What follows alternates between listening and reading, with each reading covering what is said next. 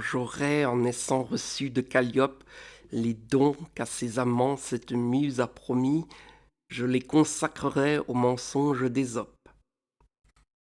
Le mensonge et les vers de tout temps sont amis. Mais je ne me crois pas si chéri du Parnasse que de savoir orner toutes ces fictions.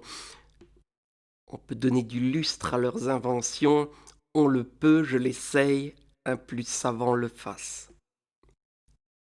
Cependant, jusqu'ici, d'un langage nouveau, j'ai fait parler le loup et répondre l'agneau. J'ai passé plus avant, les arbres et les plantes sont devenus chez moi créatures parlantes. Qui ne prendrait ceci pour un enchantement? Vraiment, me diront nos critiques, vous parlez magnifiquement de 5 ou 6 contes d'enfants. Censeurs, en voulez-vous qu'ils soient plus authentiques et d'un style plus haut? En voici.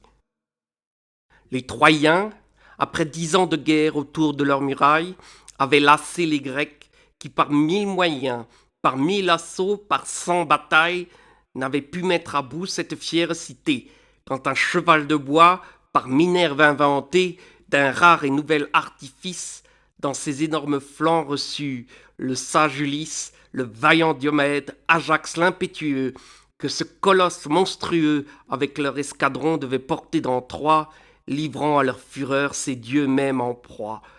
Stratagème inouï qui, des fabricateurs, paya la constance et la peine. C'est assez, me dira quelqu'un de nos auteurs. La période est longue, il faut reprendre haleine. Puis votre cheval de bois, vos héros avec leurs phalanges, ce sont des contes plus étranges qu'un renard qui cajole un corbeau sur sa voie. De plus, il vous sied mal d'écrire en si hostile. Eh bien, baissons d'un ton. La jalouse Amarille songeait à son Alcippe et croyait de ses soins n'avoir que ses moutons et son chien pour témoins. Tircis, qui l'aperçut, se glisse entre des saules. Il entend la bergère adressant ses paroles au doux zéphyr et le priant de les porter à son amant. Je vous arrête à cette rime, dira mon censeur à l'instant. Je ne la tiens pas légitime, ni d'une assez grande vertu. Remettez, pour le mieux, ces 2 vers à la fonte.